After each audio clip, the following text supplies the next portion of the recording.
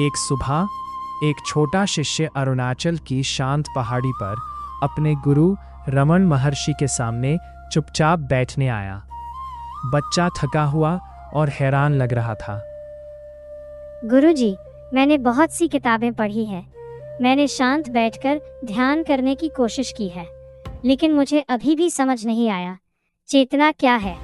गुरु धीरे से मुस्कुराए और एक पल के लिए चुप रहे। फिर उन्होंने धीरे से पूछा, मुझे बताओ मेरे बच्चे, ये सवाल कौन पूछ रहा है? शिष्य ने पलकें झपकाई।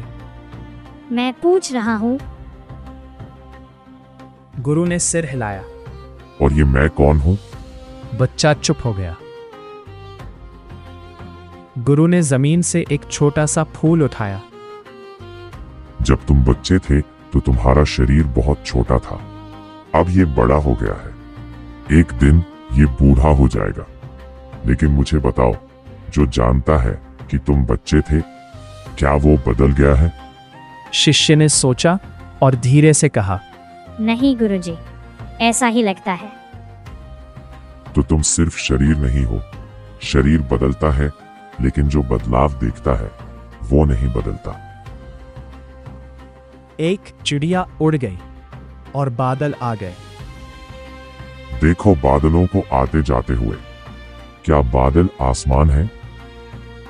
नहीं गुरुजी, आसमान तब भी कायम रहता है जब बादल चले जाते हैं। ठीक वैसे ही तुम्हारे मन में विचार आते जाते हैं।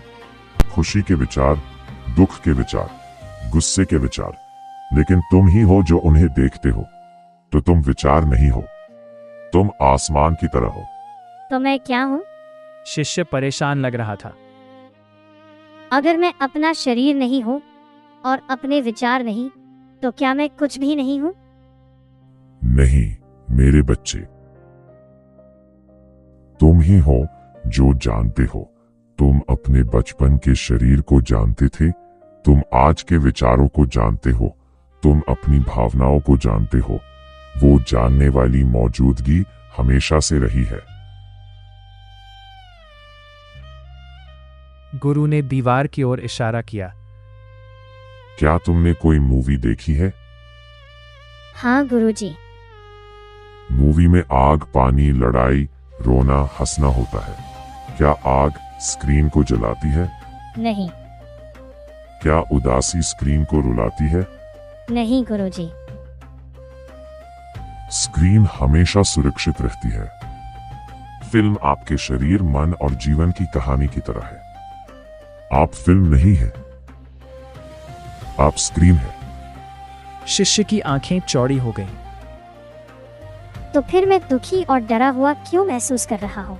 क्योंकि तुम स्क्रीन को भूल गए और सोचा कि तुम सिर्फ फिल्म के एक किरदार हो।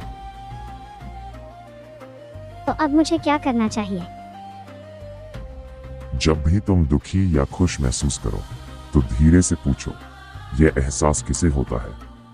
जवाब होगा, मुझे। फिर दोबारा पूछो, मैं कौन हूं? बस चुपचाप देखो। शिष्य एकदम शांत बैठा रहा। पहली बार वह जवाब नहीं ढूंढ रहा था। उसे शांति महसूस हो रही थी, जैसे घर आ गया हो। एक हल्का सा सच गुरु ने फुसफुसाया। तुम्हें चेतना खोजने की जरूरत नहीं है, तुम चेतना हो। तुम तभी खोए नहीं थे। शिष्य मुस्कुराया और झुका। वह हल्का होकर चला गया, नए विचारों के साथ नहीं, बल्कि उस शांत ज्ञान के साथ जो हमेशा से था।